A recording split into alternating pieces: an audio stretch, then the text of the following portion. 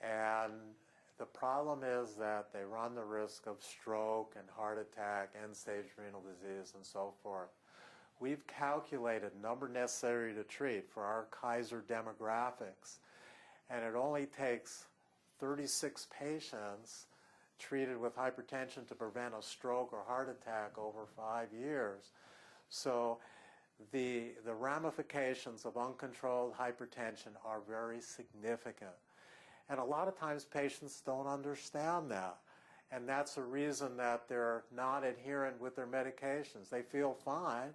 Why should I take a medication which might expose me to side effects and just to take the medication? So the conversation becomes these medications are very well tolerated.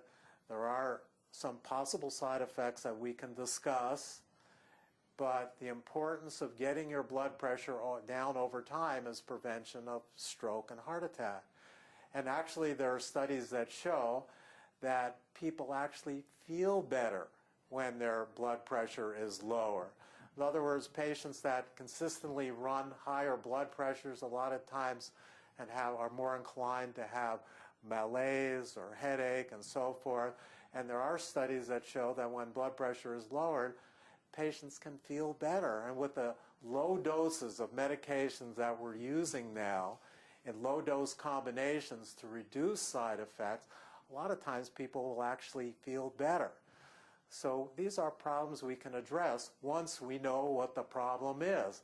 If the problem is non-adherence, then we have a different conversation. But the ramifications are significant: prevention of stroke and heart attack.